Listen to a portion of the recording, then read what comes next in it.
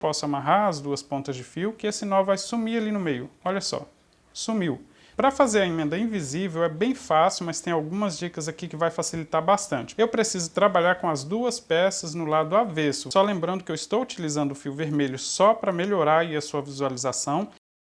Aqui no canto, olha, nós temos duas correntes nos dois trabalhos e depois os pontos altos. Eu vou pegar somente o fiozinho aqui do avesso da peça, desse jeito, olha, pegando na metade e ali também do mesmo jeito, olha, introduzindo a agulha na metade para que eu trabalhe somente com os fios no avesso da peça. Vou puxar aqui então esse fio, deixar aqui a sobra suficiente para que eu faça o acabamento. Agora vou no próximo ponto, pegando também somente o fiozinho que está aqui no avesso da peça. Agora pego aqui na segunda peça e volto em cima do próximo ponto do mesmo jeito. Dentro do ponto para pegar somente os fios que ficam aqui no avesso. Então passo para a peça de lá. Vou para o próximo ponto, pego somente um fio da próxima peça aqui e passo o fio para cá novamente. Chegando aqui, olha, no último ponto alto, faço na primeira corrente das duas que eu tenho no canto seguinte.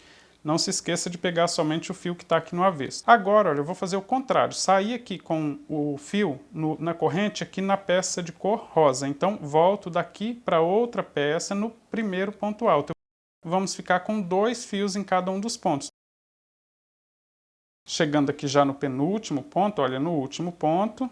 Agora faço na corrente, olha, na primeira corrente. Esses fios vão ficar em lados opostos, olha só. Se eu amarrar esses fios aqui, ele já vai ficar aparecendo aqui na lateral. Volto no ponto anterior, só que eu pego somente os fios aqui de cima e saio na metade entre as duas peças, desse jeito, olha, com esse fio aqui. Posso tirar da agulha. Agora, vou voltar essa pontinha de fio aqui para a agulha e vou fazer o mesmo.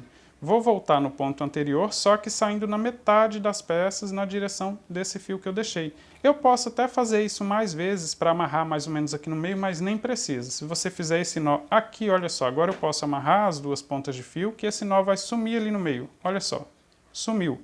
Não aparece nem na lateral, nem na frente e nem no avesso, então não dá para notar onde nós fizemos esse nó. O segundo nó você pode apertar um pouco mais. Se tiver medo, pode fazer 3 nós, mas aqui 2 é o suficiente.